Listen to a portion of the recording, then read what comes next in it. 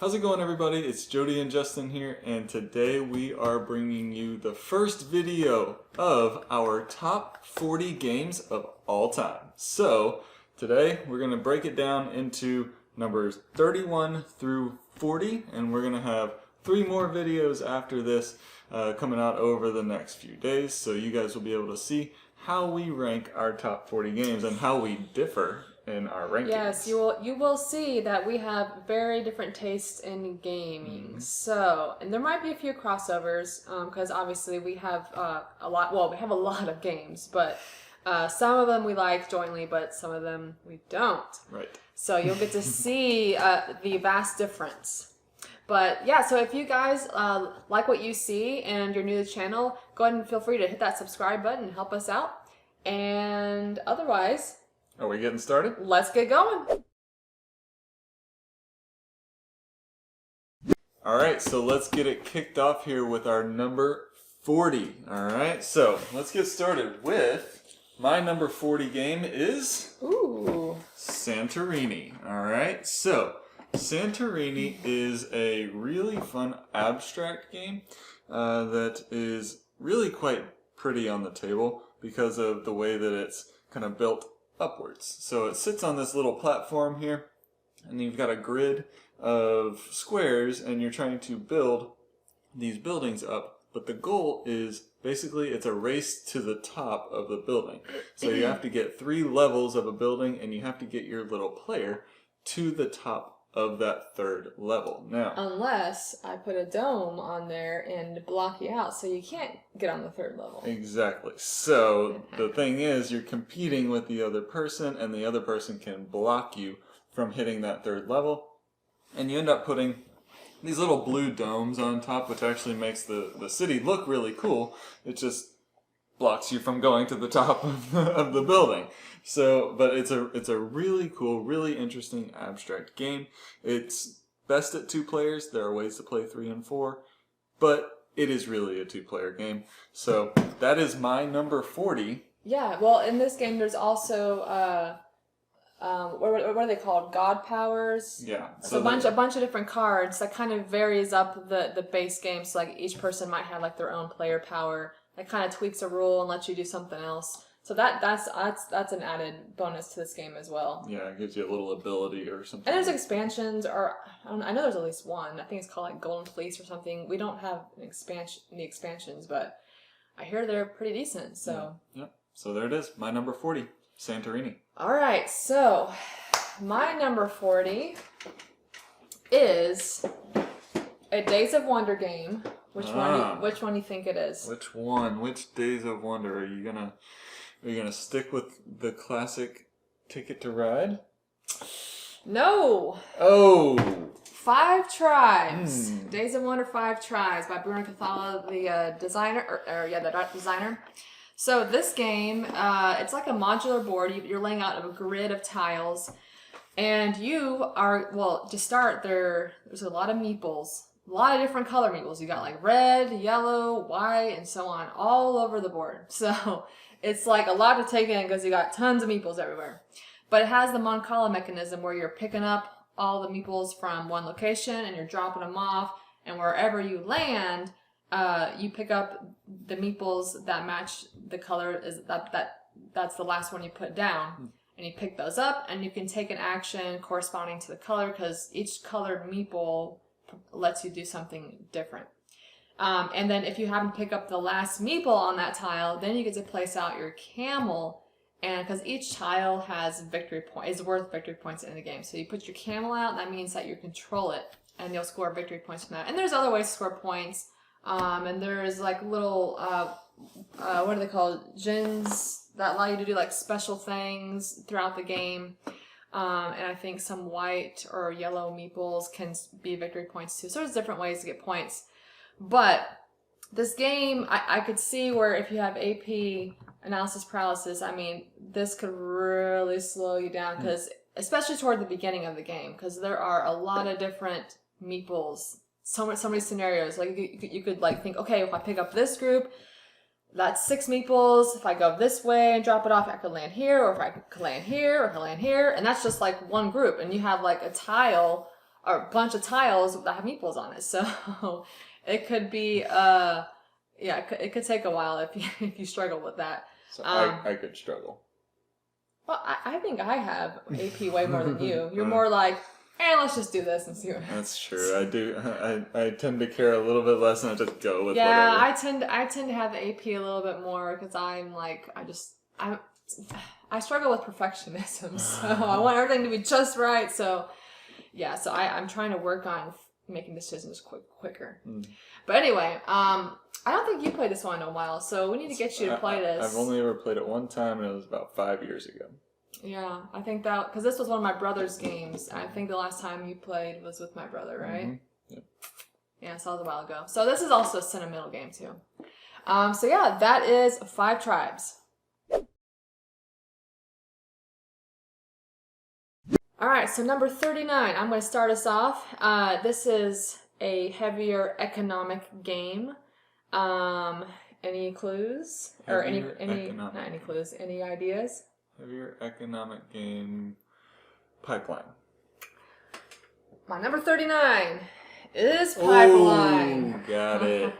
Got it. Yes. So, well, first of all, let me just say this. I just love this cover. Obviously, the looks inside the box don't quite match the cover, but this cover is just so beautiful. I love it. You won't find this on my top 40. So as I said, this is a heavier economic game. So there is a lot of thinking going on here. Mm-hmm. So you're starting an oil business, and you're going to be buying and selling oil. You're going to be refining oil. So there's like different grades of oil that you're going to be like upgrading to. So you start with crude, and you go to low, medium, high grade. I don't remember all the terminology. But you're trying to fill contracts with the different types of oil you have, and you are building your own personal pipe network. So there's that tile laying and puzzliness because you're trying to connect your pipes and be able to have a better producing pipeline that's your network. And you can put machines on it to get it even better.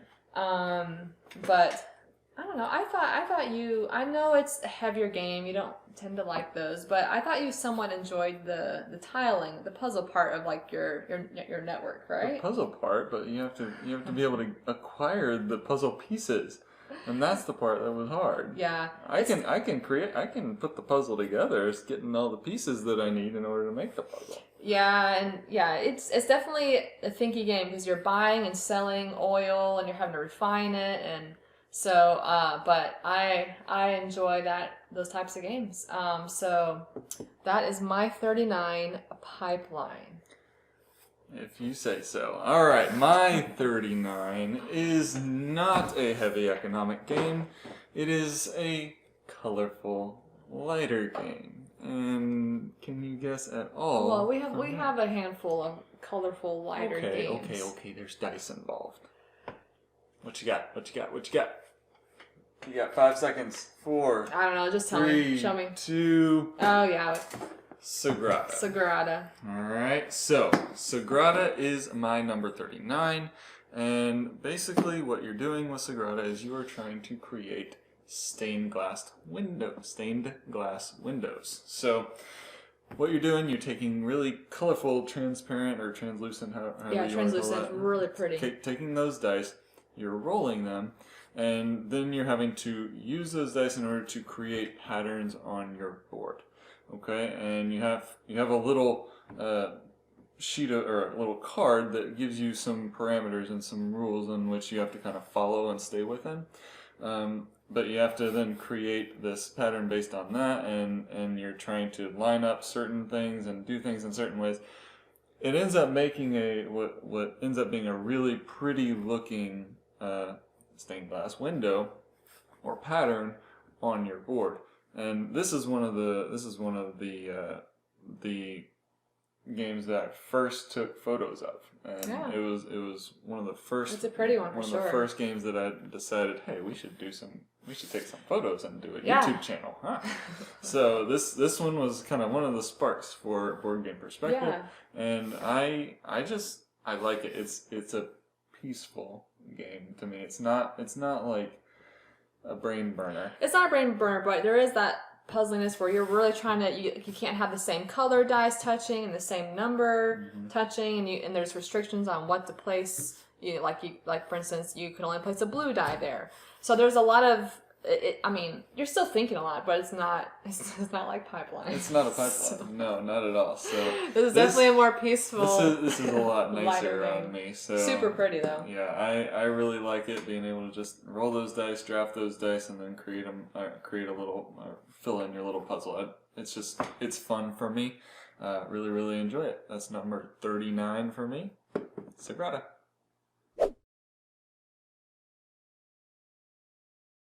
Alright, so now it's time for number 38, and for me, I have a little card game that is pretty much all just card drafting set collection, and it's just got a lot of color to it. Not super difficult. What do you think? What do you think it is? What do you got? Nothing. Nothing. Nothing? So not at all? Eat your veggies?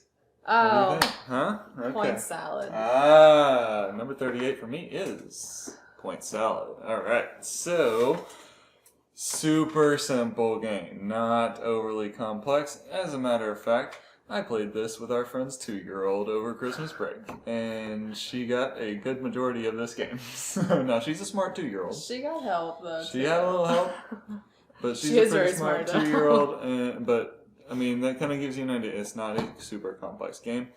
Every card in the deck has a goal side where you can either use that side as a goal that you're trying to achieve, or the opposite side has a vegetable on it. Okay, and so throughout the game, as you are drafting these cards, you're going to either choose whether you're going to use the goal side as something that you can shoot towards, or you're going to use the vegetable side as one of the objects for which you are using to achieve the goal on a different card. Every single card has a different goal on it, and there's over 100 cards in the deck. So there's literally over 100 different ways to score points. That is why it's called Point Salad. Okay, so this is just a fun little peaceful game, a fun little filler game. Takes maybe 15 minutes to play, and I just like it. What do you think? You eat your veggies. I don't want to eat my veggies right now. What do you think about Point Salad? Yeah, it's definitely a nice, light filler game for sure, and it's really quick. I mean, this is one that... So my parents aren't into games, really. And it has to be, like, super, super simple card games. So they were able to play this, and they had a decent time. So, I mean, goes to show you that it's playable. Yeah. For, people who like lighter stuff. Like me. Like Justin. So yeah, it's a nice, fun game. Definitely should check it out. Definitely. So that's my number 38, Point Salad. Okay, my turn. Well, okay. So yet another Days of Wonder game. Another Days of Wonder. Very colorful. Colorful Days of Wonder. Box is super colorful. The box? I'm guessing Yamatai. Yamatai. So, alright, so once again, a beautiful box cover. Okay, so if you don't know, we love like pretty games because he takes a lot of photos of it, and I just love bright, colorful games, pretty games, and I love components. We judge a book by its cover. Yeah, I have a problem with that. So this one just like draws you in with the beauty. But yeah, so this one, you've got a nice pretty board out there, and you are putting ships out, and you're trying to put your build your buildings on these little islands, and some of the islands have mountains on them. But in order to build a building out there, you have to have the right color of ships surrounding that island to take that tile and place your building out there.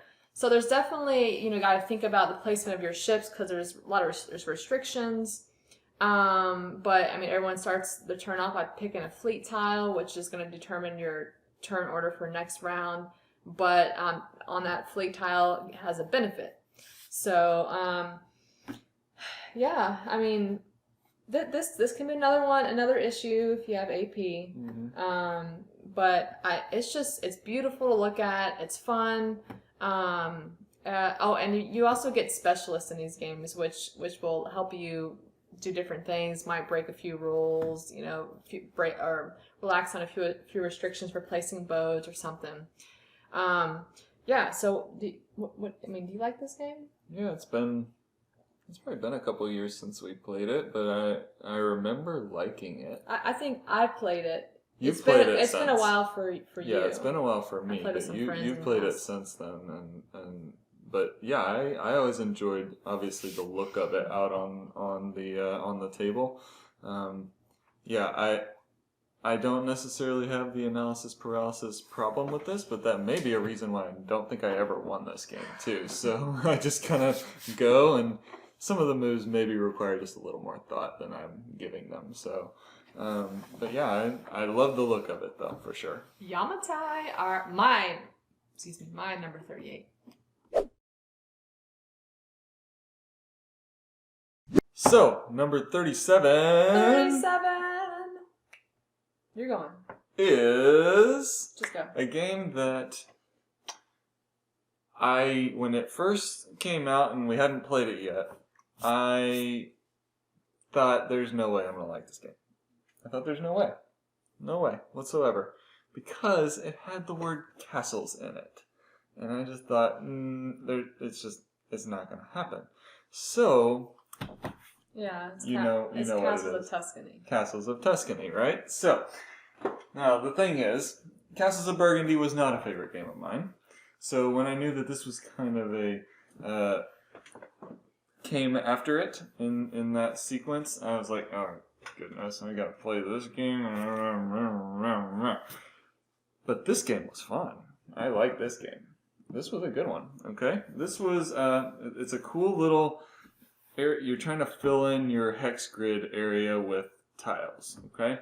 And basically you're trying to then acquire points through filling in your tiles, but you do that through cards, and then you play your cards in order to gain the tiles and do all the stuff, and you end up building out this really pretty looking tile thing. So I really, really enjoyed it because it seemed like it had the Castles of Burgundy feel without a million decisions to make and without taking forever. So this was a game that she was able to teach me in about 5 minutes. We were playing it, and I had no problems really picking it up. That's the kind of game I like. It also helped that you already are familiar with Castles of Burgundy. So if no one had ever played either of those, it would probably take a little bit longer for me to explain. But you were familiar, the castle, and you build off, and there's different things that happen whenever you place different buildings. So you were somewhat familiar, but yeah, it's definitely a lighter version, and definitely faster. Because when we were playing, it was just like bam, bam. Oh, I'm done. Your turn. Back and forth. Turns are quick. Yeah, turns are quick, and I really, really like that. We weren't sitting around trying to think about things forever. It was just like boom, boom, boom, boom, and we got through a round. There's 3 rounds in it, I think. Oh, I can't remember. I think there's three rounds. Yeah, because you have your three stacks, and yeah, you're going through your 3 stacks of tiles. Yeah, I think it was 3 rounds. I don't remember exactly, but I feel like we got through the game in 30 minutes. Yeah, it was fast. It was fast. It's definitely faster than Castles of Burgundy. Yeah. She likes Castles of Burgundy. I love this one too. I mean, this to me is more my speed. It is. And I have really enjoyed the times that we have played it. So that is my number 37. All right. Nice. Castles of Tuscany. Good choice. I like that one. I approve. All right. So my 37. Let's just get right into it here. Pandemic. So this is one of the first co-ops that we ever played. Right. Which is kind of typical because this is a pretty well-known cooperative game.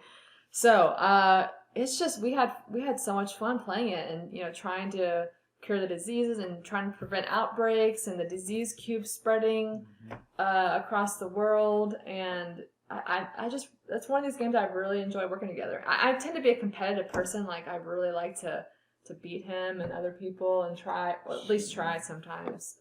She beats me in everything. Well, especially with like my other friends. No, you beat me. You beat me at Pipeline once.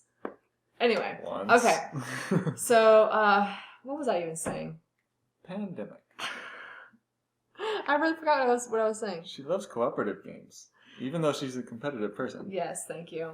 Yes, so this is a co-op game that I really had fun working together and trying to cure the diseases before everything went bad. Before everybody dies. So yeah, that is my 37 pandemic.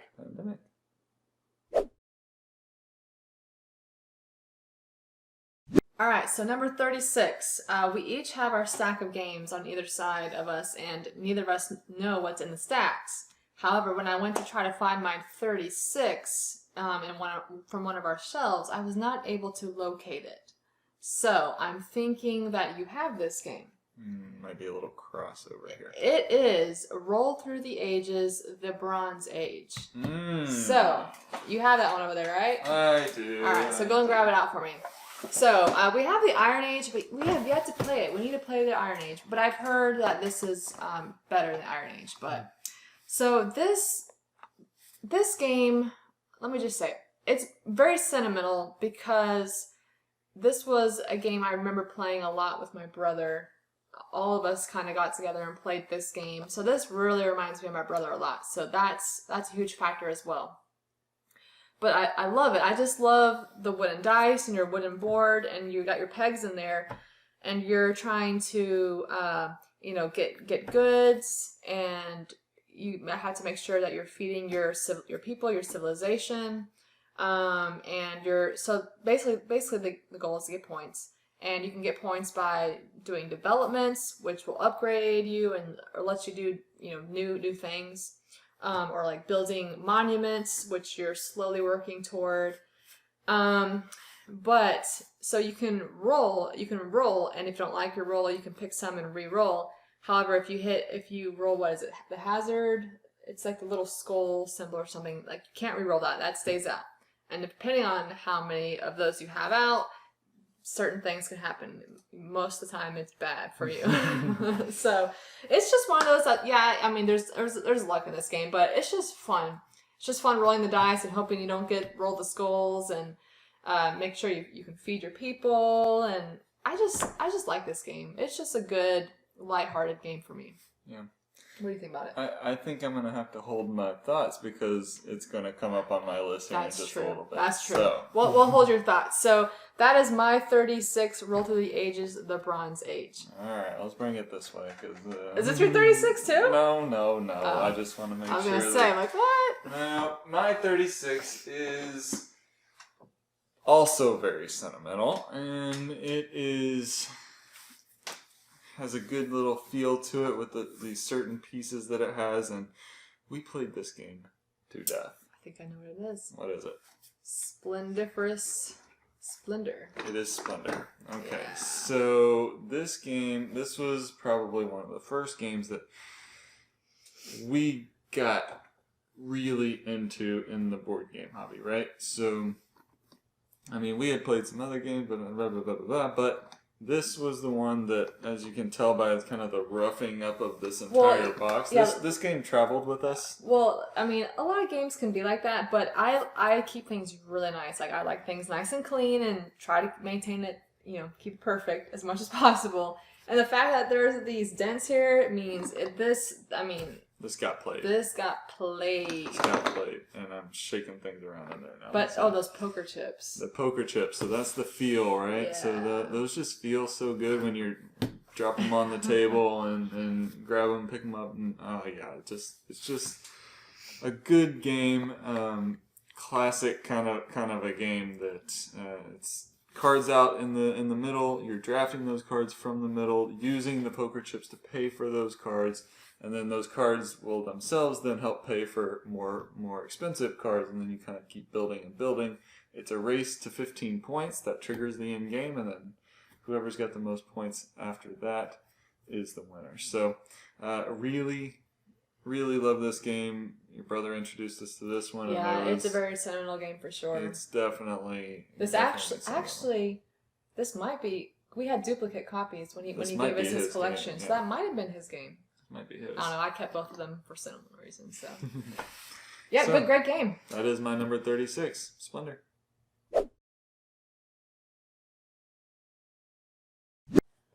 Okay, number 35. So this is yet another Days of Wonder game for me. Another? This is like the list of Days of Wonder right now. This segment. What? So, any guesses? No. Okay. Ticket to Ride. I said it earlier. All right. So, classic game. I mean, this is most people have heard of this game for sure. Or played it. Speaking of roughed up boxes. Yeah, well, because this went with me to college years and years ago, and this got played a lot. This was one of the earlier games my brother introduced me to, like Ticket to Ride Catan, way back in the day, before we had that other segment of being reintroduced again with like Splendor and all kinds of stuff. So this is way back. So I just have a lot of good memories playing this game, and I just have fun with it. I love having all the trains out there, and you're getting cards and trying to fulfill your route or your tickets, and turning in cards to claim a route before someone else claims it. Yeah, and you're just scoring points that way, and it's just fun. It's a great family game. It's great. Yeah. So, Ticket to Ride was one of the first strategy board games or whatever that I played, and I think it was with you. I had never played any real strategy games or anything like that prior to that. It just wasn't something that I ever did. And so this was one of the first ones that I ended up playing, and I was lost as could be the first time I played it, and that's just the fact, because I was not familiar with the gaming world whatsoever.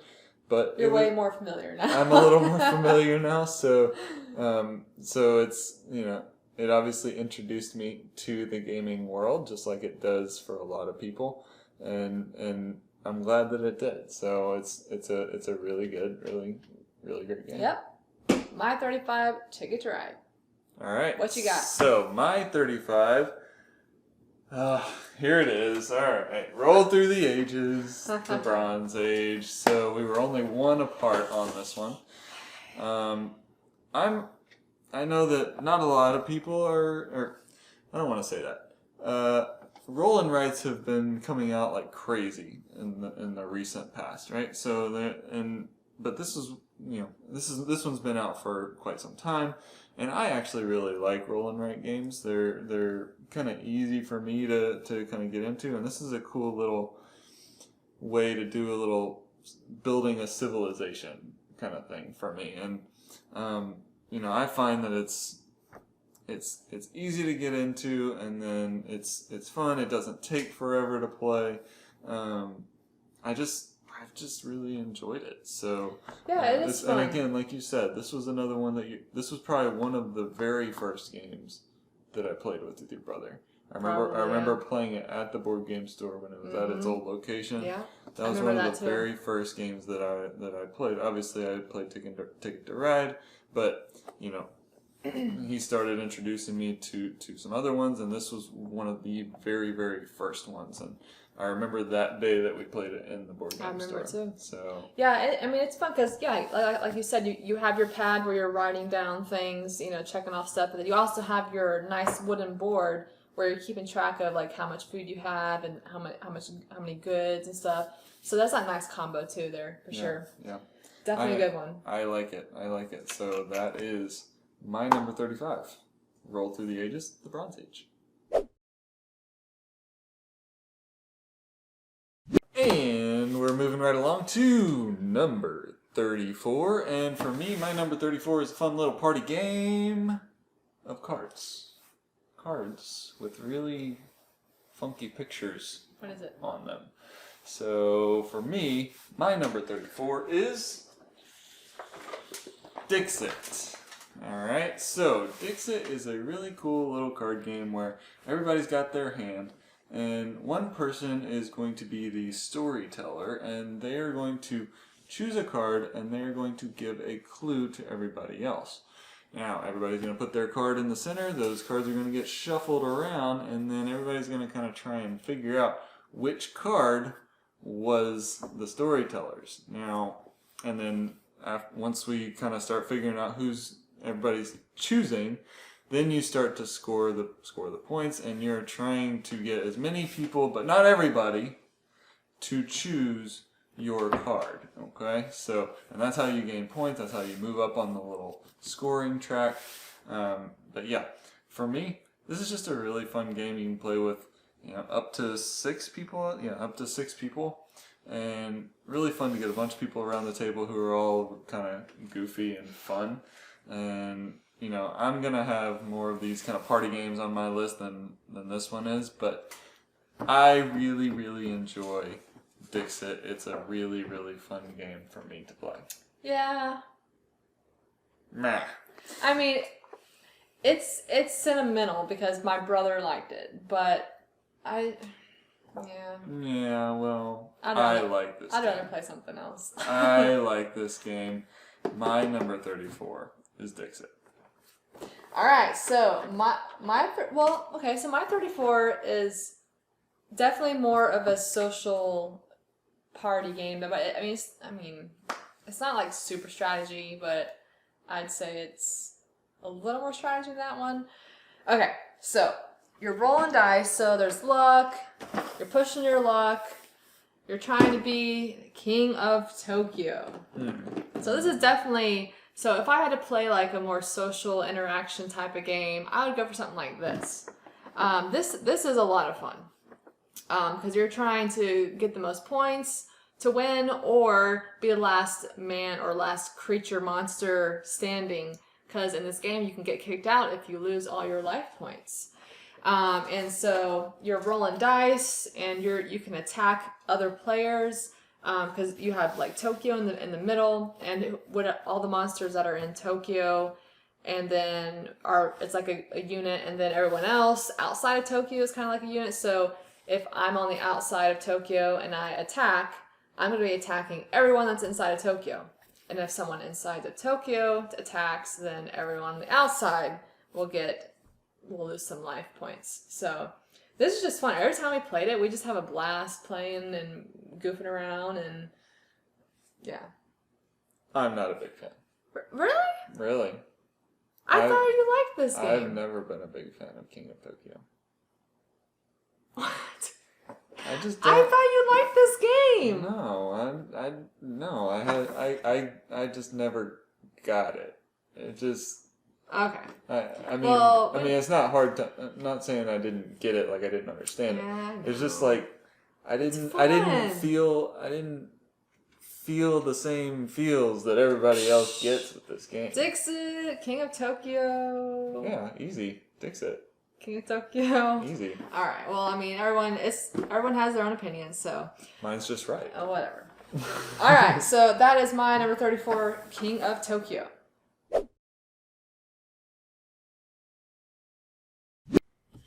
Okay, we got number 33, and that is going to be for me, Isle of Skye. So I really enjoy this one. You're laying out tiles, and you're going to be, making different landscapes, like connecting the water.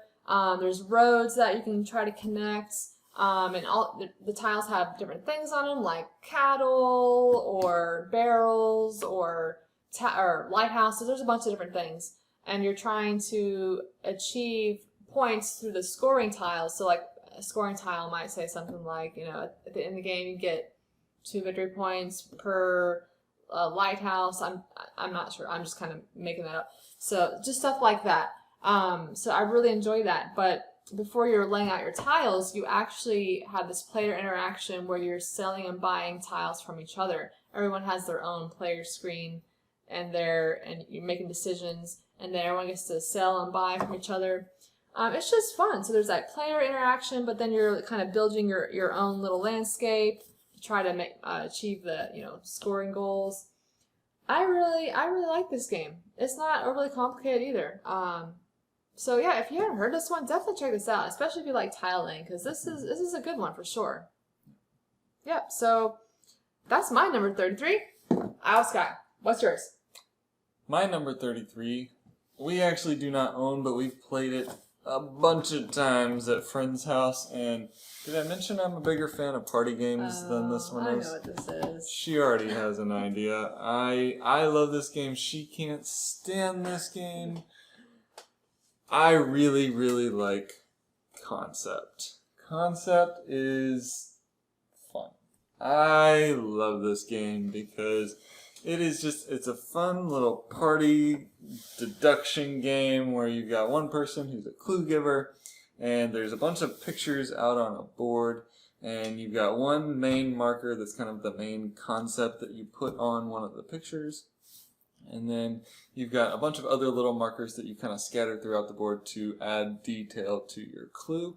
And you're trying to build and get people to guess what it is you're trying to give the clue for.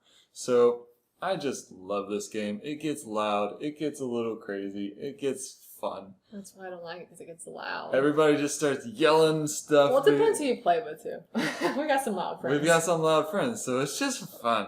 It's just a lot of fun to play with everybody, and it gets to be a really good time. So, I mean, okay, so if I had to pick some party games, like that might be up there. I like the concept of the game. Oh, give me a break. All right, so and it's funny because it's almost like she can play this game in her sleep. One time, we didn't even know she was awake. She was like laying on the couch because she was kind of feeling a little out of it at the time. Just a little tired from that day. And we were all playing, but she was right there kind of in the background, just kind of listening. Like half there. And then the timer gets down, and literally with 1 second left, she yells out, she doesn't yell out, she just kind of softly says, rudder. And we'll never forget the answer being rudder. And she said it with literally 1 second left to go. Just out of nowhere. Well, I mean, what can I say? This game holds. I understand a lot of different concepts. This game holds memories for me. I really love it. That's my number 33 Concept. All right, so time for number 32. Kick us off. Okay, so have I mentioned I like party games? Oh my goodness. Yeah, we got another one coming for you right here, and I just like these kind of games. What can I say? I just like them. All right.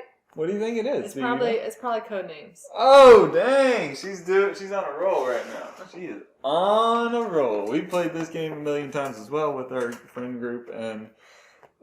Yeah. Okay, this one is a preferred one to play in a social setting. Yeah, this is just fun, and we probably played it to death, but I could play it again. I won't get tired of this one.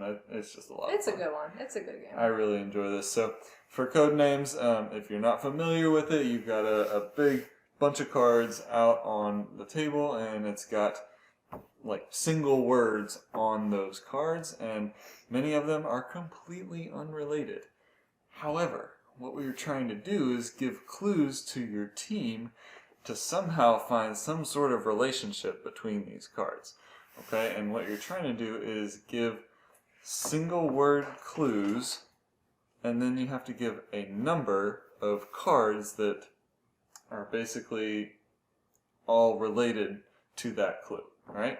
So you give a clue such as turkey 3, and you've got to find 3 cards out there in this group of cards that are related somehow, some way to a turkey. Right? All while trying to not get the assassin Is that what it's called? The assassin? Correct. So some of your cards that are out there are designated to your team. So you want to try and not pick for the people that are guessing. You're trying not to pick cards that are the other team's cards, and you definitely don't want to pick cards that are the one card out there that is the assassin, right? So it's kind of it's just so much fun, and if you've got a friend group that you've played a lot with, your minds kind of start to meld a little bit together, and I've got one friend who really kind of thinks outside the box, and I kind of get in. And I kind of gel with him a little bit, so it's always fun trying to figure these things out. But yeah, that I will always and forever love Codenames. It's a good one. Just not on my. I gave it away. It's not on my top 40 list. There you go. But it's a good one. If I had to pick one. All right, what you got? All right, so my pick is Istanbul. Which we have it, but we lent it to a friend. So, oops. So this game is fun. You have a bunch of tiles laid out there, that are all connected, and each tile has different things you can do when you go there. But each player has a stack of discs, one being the merchant, and then you have your assistants. And this kind of has that Mancala aspect a little bit, where you're kind of you're moving, but you have to drop off an assistant or pick up an assistant, and then wherever you land, you take the action of that location. And the goal is to get the most rubies. And a lot of different locations lets you get rubies. Some let you, exchange goods for money, or roll and get some goods. Because in order to get some rubies, you're gonna need to provide goods or pay for it. So there's different ways to get rubies. But yes, whoever has the most rubies is the winner. But this is a nice game. It's good. I like it. Yeah. I mean, it's not too difficult to get the idea and get the concept of it. It's just moving around, dropping off, taking an action. Yeah. I enjoy it. Yeah, it's a good one. Definitely. That is my pick.